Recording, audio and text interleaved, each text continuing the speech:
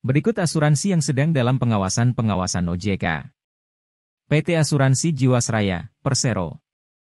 Pemerintah mengungkap pemicu utama mengapa PT Asuransi Jiwasraya, Persero, kolaps sehingga tak mampu membayar polis para nasabahnya.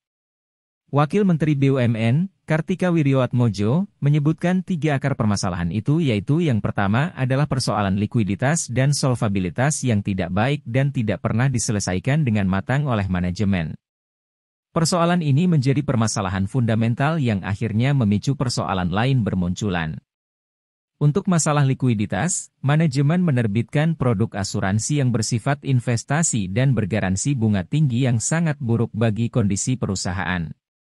Kedua adalah manajemen kurang hati-hati dalam melakukan reinvestment atas dana nasabah yang terkumpul. Ketiga, adanya penurunan kepercayaan nasabah pada produk saving plan sehingga hal itu memicu pencairan dan penurunan penjualan. Tidak ada bakcup aset yang cukup untuk memenuhi kewajiban dengan rasio kecukupan investasi hanya 28% pada 2017. Ini menyebabkan gagal bayar dan utang klaim atas para pemegang polis saving plan. Kelima orang yang dijadikan tersangka dalam kasus PT Jiwasraya yaitu Hendrisman Rahim, mantan Kepala Divisi Investasi dan Keuangan Jiwasraya. Syahirwan, Komisaris PT Hansen International. Beni Joko Saputro, Presdir PT Trem. Heru Hidayat, dan Ex-Direktur Keuangan Jiwasraya Hari Prasetyo. Asuransi Jiwa Bersama Bumi Putra 1912. Asuransi jiwa tertua di Indonesia ini memang memiliki masalah sejak lama. Sejak berdiri atau hampir 109 tahun perusahaan ini tidak memiliki modal disetor karena berbentuk mutual dan bukan perseroan terbatas atau PT, koperasi atau BUMN. Wana Arta Life atau WAL.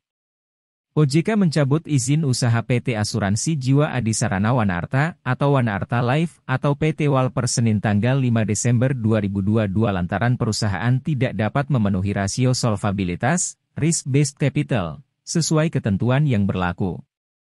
Kondisi ini terjadi karena perusahaan tidak mampu menutup selisih kewajiban dengan aset, baik melalui setoran modal oleh pemegang saham ataupun mengundang investor. Tingginya selisih antara kewajiban dengan aset merupakan akumulasi kerugian akibat penjualan produk sejenis saving plan. Dan terakhir adalah PT Asuransi Jiwa Kresna. Update terbaru yaitu saat ini OJK telah membentuk tim pengawasan khusus untuk perusahaan asuransi bermasalah. Total ada 13 perusahaan asuransi yang sedang diawasi OJK. Di mana 7 perusahaan berasal dari industri asuransi jiwa. Dan 6 perusahaan sisanya berasal dari industri asuransi umum termasuk perusahaan reasuransi.